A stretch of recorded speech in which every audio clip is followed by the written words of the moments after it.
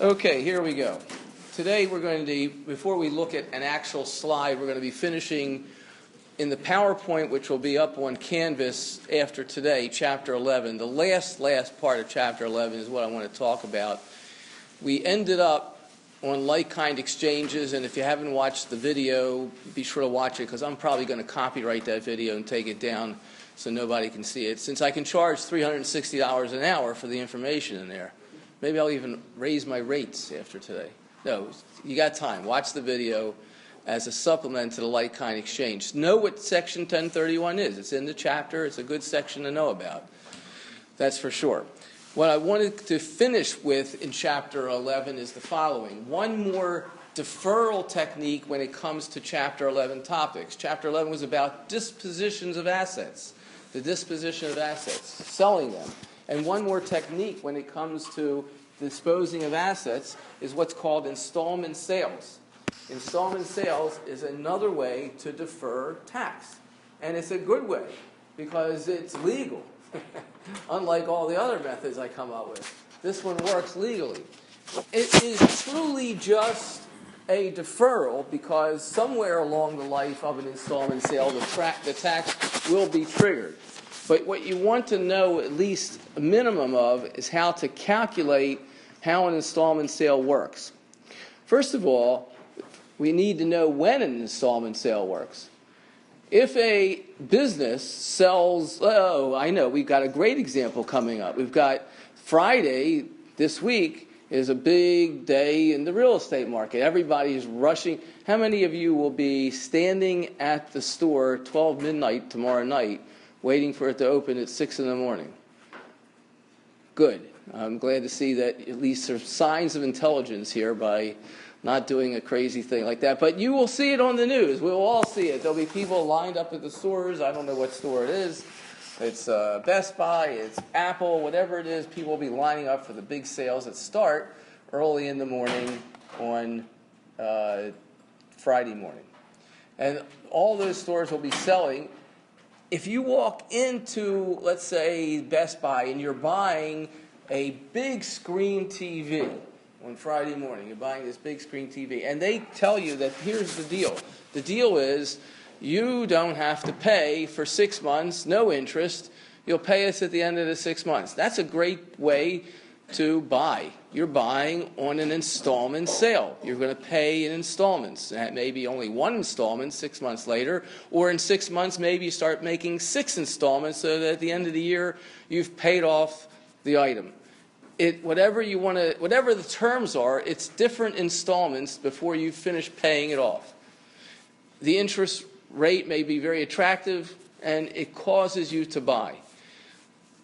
That type of installment sale, the tax law says, okay, it works, but really, what have they done? They've taken inventory, and they've sold it on what we call account.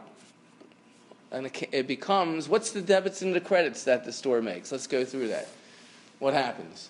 You're at Best Buy, 10 o'clock Friday morning, and you have just signed the installment agreement, and they're loading the big screen into your van for you to take it home.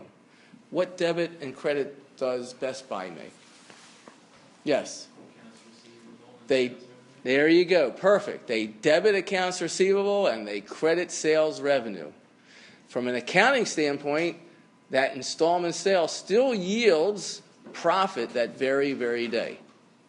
And the tax law, as I've said in many cases, the tax law takes up the cause of what accountants do, accrual accounting, and they apply it to the tax law. And in this case, they do it the same way. They say, that's an installment sale. Yes, that's true. But it's inventory. It's inventory. And that sale yields income that very day, and they have to record a profit. Even though they don't collect the money, they got to record the profit, and they will pay the tax on that profit on an accrual basis. And there's a key to that. Didn't we say something? What did we say about inventory, an inventory business? What did we say when we were talking about methods of accounting? Anybody remember? What was something that was said about when you have an inventory business? What does that mean?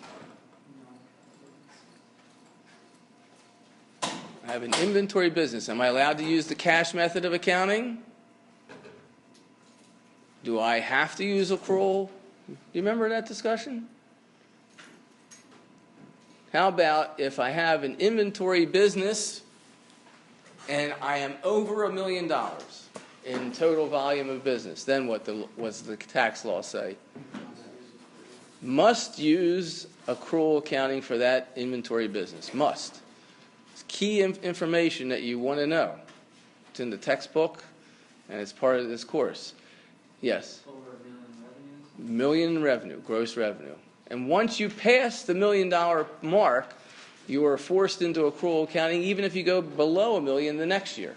Once you cross the threshold, you're stuck with this accrual accounting for this inventory business. So in this instance, inventory business, even an installment method, does not defer your tax. Does not defer your tax. Where it does defer your tax is in the sales of property, the sales of capital assets, and some of that property is Section 1231, which I'm sure you recognize the section number now. Section 1231. If you sell Section 1231 property, on an installment basis, you can use this deferral technique to help delay the taxes. And we learned in one of the early chapters the power of delaying the payment of the taxes just by the sheer value of money. So what you want to do now is let's take out a sheet of paper or something that you can write on, some part of your body. And what we want to see is how does the deferral technique work with an installment sale?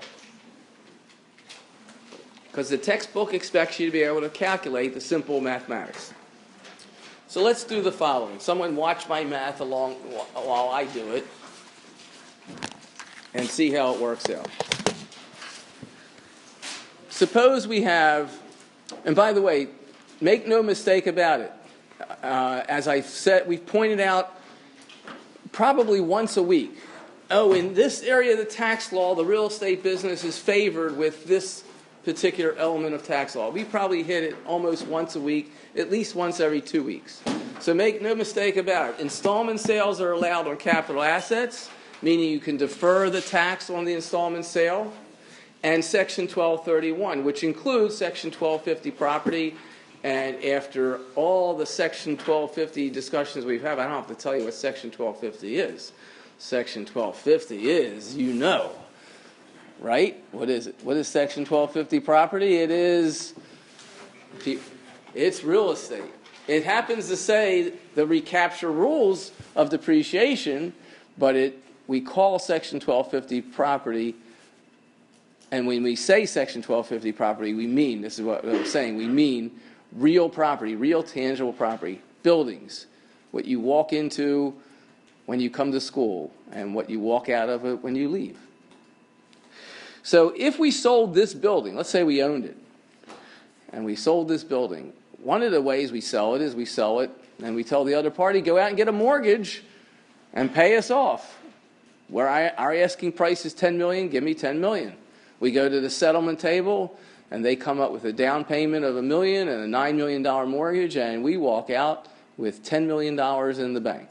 That's one way.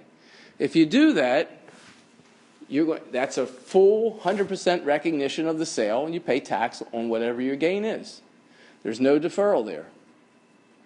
That's not necessarily bad economically, but we will pay the tax.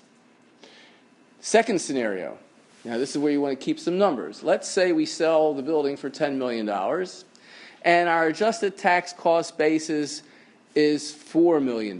We bought it quite a while ago. Nice appreciation, nice profit.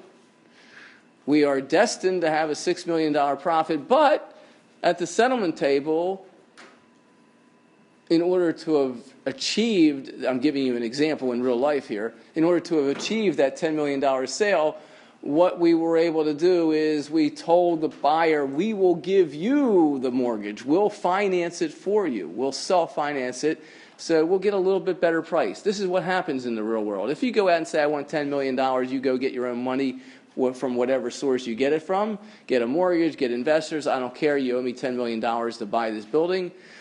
All right, you're allowed to do that.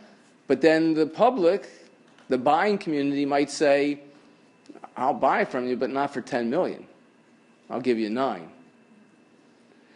If you say, okay, I want $10 million, but you don't have to get investors. I'll be your investor. I'll take $2 million down. So write that down. $2 million down.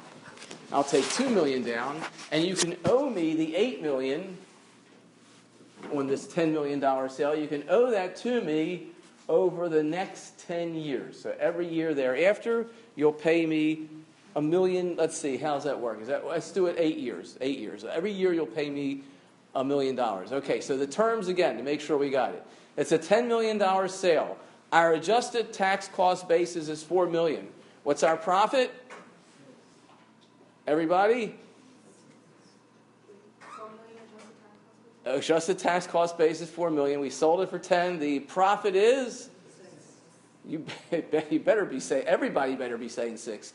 If you didn't say 6 because you're just don't feel like it, you're thinking of the turkey tomorrow night, you don't like me, if those are the reasons, that's okay. But if you were thinking there, I don't know, then I have some career advice for you after class. Accounting's not one of those choices.